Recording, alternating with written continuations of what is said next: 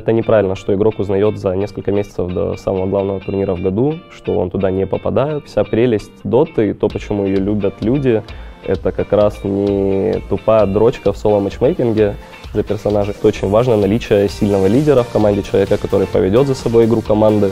В нашей команде таких, к счастью, несколько человек. Всем привет! Ко мне присоединился капитан команды Соло, капитан команды Virtus.pro, соответственно, и сейчас мы узнаем о том, как же вы готовились к этому эпицентру, потому что всех, конечно же, интересует ваша форма. В последнее время она, может быть, немножко подкачала. После Диснейленда не все остались довольны. Что сейчас происходит? У вас был большой перерыв. С формой действительно были проблемы, потому что был конец патча. И мы много раз уже говорили в интервью о том, что у команд была возможность нащупать свою игру, достаточно длительный промежуток времени, и все нашли себя в том патче. Вот, поэтому, наверное, на общем фоне показалось, что у нас проблема. Ну и действительно, результаты были не лучшие. Мы впервые вылетели из первых 6 мест на турнирах, да, по-моему, 2,5 года мы не занимали места выше 6. Ну ничего, сейчас с формой получше, новый патч вселил очень много новых идей. В принципе, расстановку сил изменил, и я думаю, что мы себя комфортно чувствуем. У нас была длительная подготовка перед эпицентром. Я думаю, что мы нащупали ту самую мету, которой можно выиграть турнир. Посмотрим, получится ли. Как тебе вообще Марс и возрождение Виспа обратно? Ну, с Виспом было понятно, что его добавят перед Интернешналом. В принципе, и с Марсом было понятно. Я это для себя спрогнозировал еще несколько месяцев назад, что в следующем крупном обновлении, не может быть Интернешнл без Виспа. И Марс тоже достаточно уже был подготовлен к CM-моду. Обычные герои, то есть не такие сильные, как были до этого, но все равно тир-1 героя. Понял. Что касается как раз квалификации, у многих намного больше вопросов именно они вызвали. Понятное дело, что вы были очень уставшими, это и так ясно. На каждых квалах, но вы вроде каждый раз приезжали после турнира и каждый раз выступали на квалах, и каждый раз забирали свои места с легкостью. Здесь все-таки пришлось пободаться. Это потому что противник реально хорошо подготовился, у них было больше времени, или потому что вы все-таки как-то не всегда могли сконцентрироваться? Я думаю, да. Вот как раз то, о чем я говорил, что это был уже последние деньки доживал тот патч, который был на протяжении полугода, и действительно все команды нашли свои сильные стороны в этом патче. Это не быстрое дело, для кого-то нужно пару недель, для кого-то несколько месяцев. Вот. И были очевидные имбы в прошлом патче, там, типа Ланая, много всего было. Вот. И да, пришлось попотеть, гамбиты были в отличной форме на квалификации к эпицентру, заняли 1 место, большие молодцы. Гамбиты наши друзья, и мы очень рады тому, что они в такой хорошей игровой форме. Как тебе их выступление на ESL? Не очень получилось, да, на квале они смотрелись поярче. Вот. Ребята из Нави тоже молодцы, огромный объем работы проделали, нашли свои сильные стороны. Вот как раз эту Ланаю хватали, они сразу были уверены в ней. Снайпер, Эмбер. В общем, у каждой команды был свой арсенал, поэтому было тяжело, но мы справились. Всегда говорят о том, что у вас типа 3 капитанов, да, есть там Арзик одновременно, ты одновременно Рамзик. С Рамзесом я об этом как раз говорил на Диснейленде, тебя еще не спрашивал. Что мы видим в слове «капитан», что мы хотим от капитана? Да, я как раз-таки скорее хочу тебя спросить, потому что со стороны Рамзеса я уже узнавал, со стороны Арзика тоже. Как раз-таки, как ты это видишь и когда ты берешь на себя всю ответственность, в какие моменты? Я для себя разграничиваю все-таки быть капитаном вне игры, быть лидером вне игры или вести игру. То есть есть разные люди. Есть драфтер, есть координатор в игре, есть просто человек, который отвечает за какие-то глобальные колы, типа там Рошана, идти драться, пушить или нет. Вот. В нашей команде действительно в разные периоды времени это делали разные люди. В большинстве случаев это был я, либо Роман Кушнарев.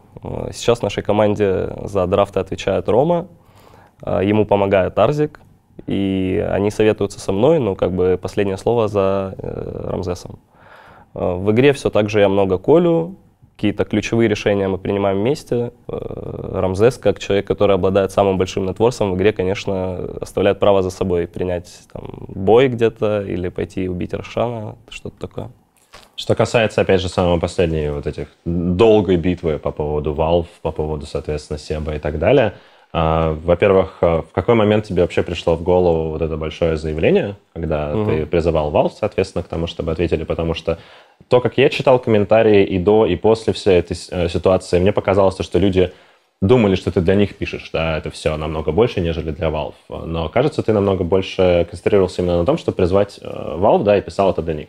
Да, я, в принципе, не концентрировался, я был открыт из нашей СНГ аудитории, то есть, и, конечно, хотел обратить внимание Valve на произошедшее. Считаю, что у меня получилось это сделать, потому что действительно мы пообщались с руководством компании и пришли к общему знаменателю. Как это примерно происходило? Потому что, людям совершенно непонятно, как это работает.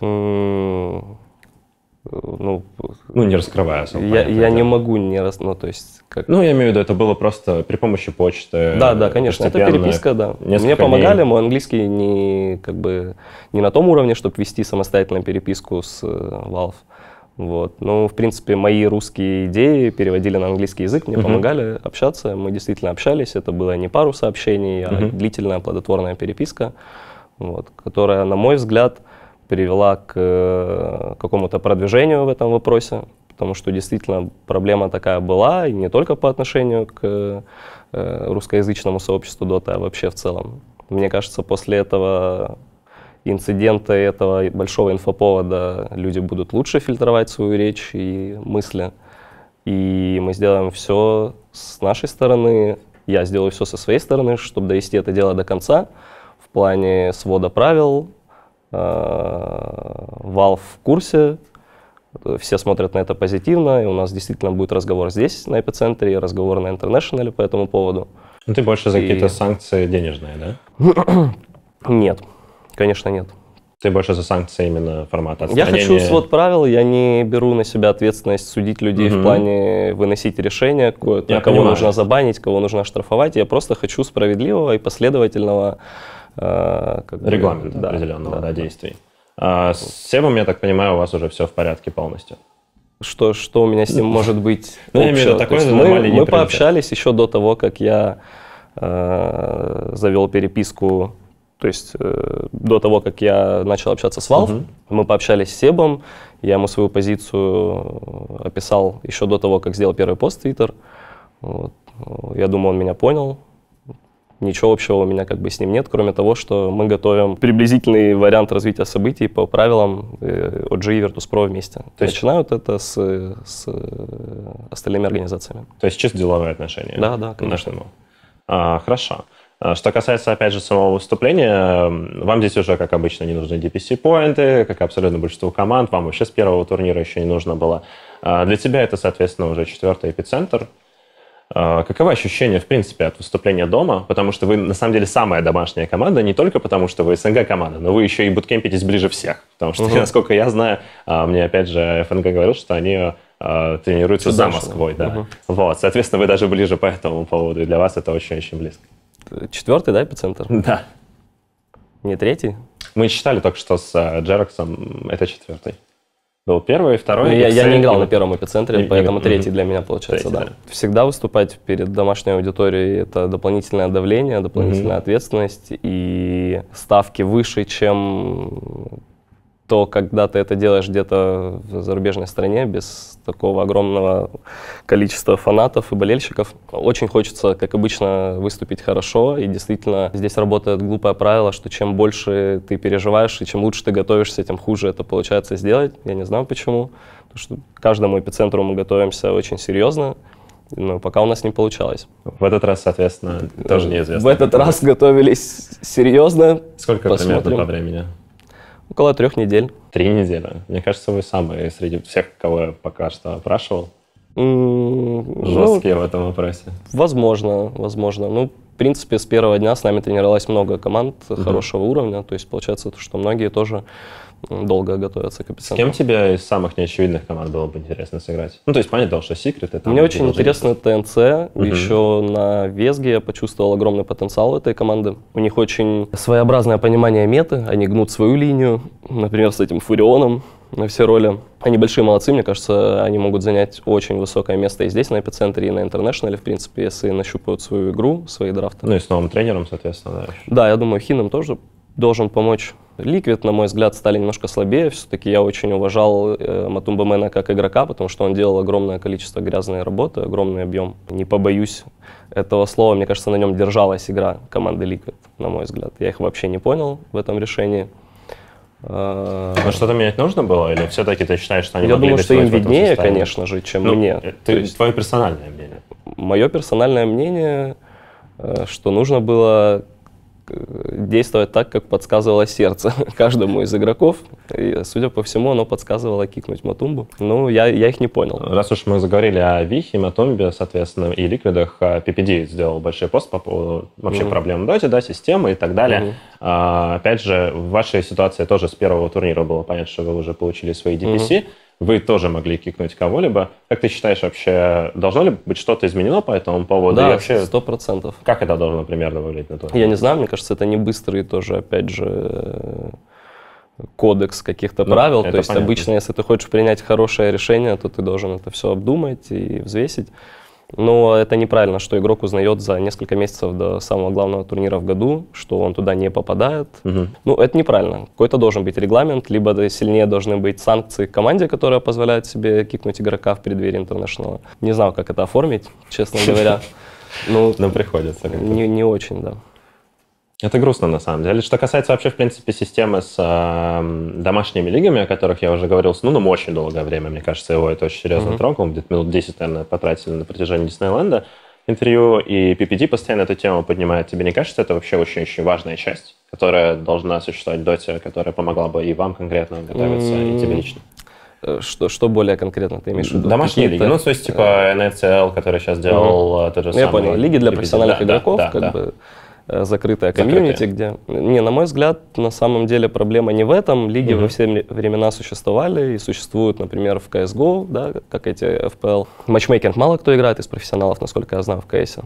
Да. Мне кажется, в доте помогло бы объединение пати-матчмейкинга и соло-матчмейкинга, потому что дота — это командная игра, и вся прелесть доты, и то, почему ее любят люди, это как раз не тупая дрочка в соло-матчмейкинге за персонажей, а взаимодействие со своими друзьями, с людьми, когда ты можешь вместе напасть, можешь четко кинуть скиллы, принять какое-то командное решение. Это командная игра, все про это, то есть все о взаимодействии людей, но почему-то нас... разъединяют. Да, то есть предлагают играть соло-матчмейкинг, который является показателем твоей силы, компетентности и опыта почему-то.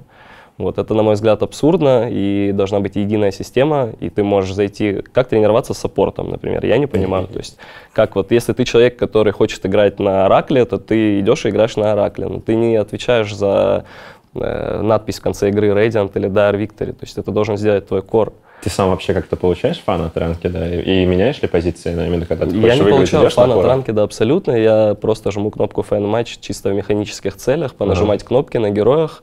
Мне абсолютно не важен результат. И ты only практишься на Да, сапах? Я просто играю на героях, тещу какие-то моменты на линии, которые могу сделать сам. Ничего большего, потому что это не настоящая дота, это не командная игра, это далеко от... как бы, то есть групповой — это make Dota fun again? Ну, не групповой, а просто у людей должна быть возможность. Хотите поиграть вдвоем? Я, например, с Рамзесом захожу, мы жмем файн-матч, мы оба получаем рейтинг за победу, который котируют люди. То есть я знаю, почему я его саппорчу, потому что он мне выиграет игру. Мы, например, попадаем вдвоем против таких же ребят, которые попадают вдвоем, и 3 соло-игроков. И мы все получаем общий единый рейтинг. Да. Я могу это понять. Или люди, если хотят, играют командой впятером. Но в этом есть смысл, это будет интересно. А то, что происходит сейчас с матчмейкингом, это абсолютно неинтересно. И тут дело не в лигах, а тут дело в том, что, в принципе, политика компании в этом направлении неправильна. А тебе не кажется, мы сами девальвируем вообще значимость соло, в смысле пати-матчмейкинга? Он же все-таки существует, я имею в виду, и ранг там существует и так далее. Просто вот из-за того, что нам нужна табличка, вот эти вот циферки. Слушай, ну я не видел, чтобы у Valve был на сайте лидерборд за пати матчмейкинг. Я там что-то такое ощущение, что мы только ценим цифры. Не сами. Почему мы сами? Если Valve тоже на свой сайт вешают лидерборд по соло матчмейкингу, по пати я не видел. Есть он, честно? Нет, я не знаю. Ну в смысле, но и с другой стороны мы же можем не обращать на это внимание просто. Я имею в виду, комьюнити может не девальвировать само значение. И говорить о том, что вот смотри, вот Петя, его соло высокие, но зато пати низкие. Не согласен с тобой. Мне кажется, что если в список лучших игроков попадают именно соло-игроки, а не пати-игроки, то дело не в нас, а во всех вместе. Хорошо. Ну и последний вопрос по поводу просто региона. Опять же, ФНГ спрашивал, он, наверное, самый вообще прямой человек в этом вопросе из-за того, что на аналитике со мной постоянно, точнее, раньше сидел. По поводу того, что происходит со вторыми командами из СНГ, раз уж ты с ними общаешься много, играешь много, почему все команды занимают топ-16, если это не ВП из СНГ региона? ФНГ просто все слабые. Правильнее вопрос адресовать представителям этих команд. Это логично, это я и делаю, но ты человек, который смотрит Мое мнение? Да, твое личное. Мне кажется, СНГ команды в большинстве своем не обладают достаточным опытом на игре высокого уровня. То есть все эти скримы с такими же по силе командами не дают ничего нового. И когда ты попадаешь в критическую ситуацию, действительно сложную, против сильного соперника, то те ошибки, которые тебе прощали на этом уровне игры, тебе не простят, моментально накажут. Многие к этому не готовы, на мой взгляд. Плюс, опять же, на мой взгляд, очень важно наличие сильного лидера в команде, человека, который поведет за собой игру команды. В нашей команде таких, к счастью, несколько человек. В других СНГ командах их, возможно, нет вообще. Возможно... То есть нужна школа воспитания духа? Ну, может быть, да. Как вообще таких людей находить? Как они появляются в доте? Я не знаю. Почему именно ваши пятерки? Мне кажется, это чудо. То есть ты просто искал чудных людей? Я ничего не искал. У нас так получилось само собой. Это огромный объем работы, который мы проделали, прежде чем люди научились брать на себя ответственность, вести команду за собой, принимать какие-то ключевые решения. И если этого не делать, то хорошей игры не будет однозначно. Надеюсь, эту хорошую игру мы увидим как раз-таки на Эпицентре. Можешь что-то сказать своим фанатам? Конечно, да. Хотелось бы попросить всех наших болельщиков, поклонников Dota 2 и вообще всех, кто придет на Эпицентр, поддержать нашу команду. Мы сделаем все возможное для того, чтобы показать хороший уровень игры. И надеюсь, в этот раз все будет действительно по-другому. Так что болейте за нас, ребят, мы будем стараться. Спасибо.